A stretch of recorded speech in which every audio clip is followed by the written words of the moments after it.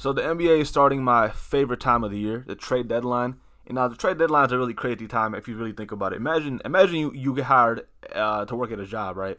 Let's say you work in New York City. You're working, and then one day you wake up you wake up in the morning, you check your phone, and you find out that you have just been shipped across the country to Portland, Oregon, to play for the Blazers. And you got to pack up your bags. You got to go across the country. If you have children, you got to remove them to a new school. And obviously, they're getting paid millions of dollars, but at the same time, that is it's kind of inconveniencing. Now, I mean, of course, I would take that opportunity, but yeah, man, imagine being in New York and you got to move to Portland, Oregon, bro. No knock on Portland, but it's just, no warning, no nothing. They just trade you, and you got to move. You got to leave the next day. You got to, travel across the country. So, it can be pretty unpredictable, but it's also a very exciting time for a fan. So yeah, with that said, I'm gonna get into some of the news headlines that have been going on recently, and yeah, let's check it out. So first up, we have the Chicago Bulls, right? Chicago Bulls are talking about moving Zach LaVine to Denver in exchange for presumably Michael Porter Jr., maybe a bench player, and probably assuming a pick. Now, I'm actually a Chicago Bulls fan, so I have some pretty good insight on what I want the Bulls to do. Personally, I think the Bulls messed up 4 or 5 years ago when they traded for Vooch, but that's long gone. Personally, let's trade Zach LaVine to Denver, get back a first round pick, get back MPG, and yeah, because with the Bulls we're not going nowhere. Lonzo Ball is he's hurt. We have Pete Giddy. We have I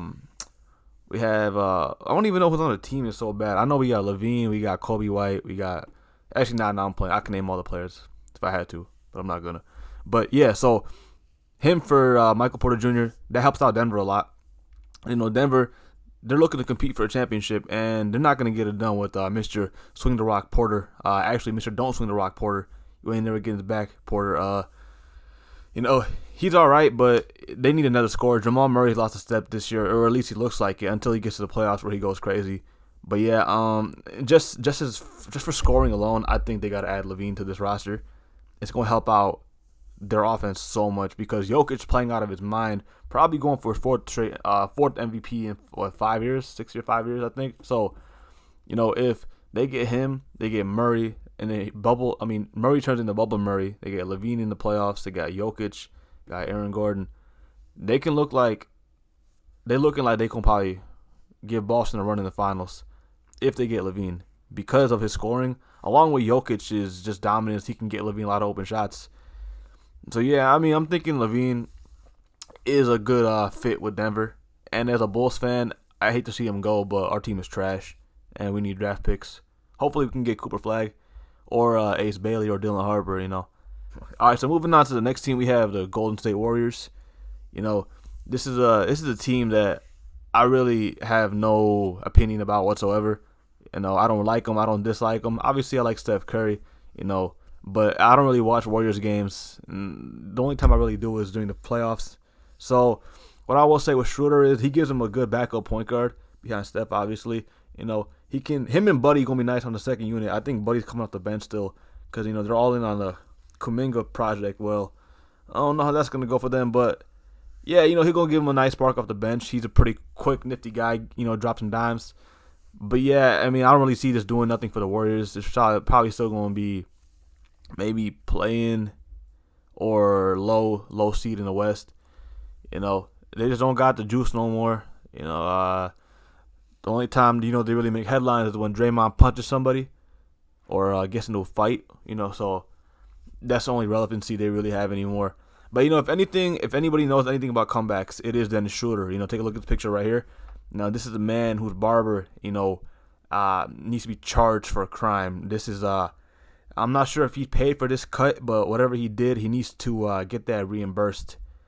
This is a crime to the barbering world. But he does have a way to make a comeback, not on the court, but with his hairline. Now, this is a great comeback right here.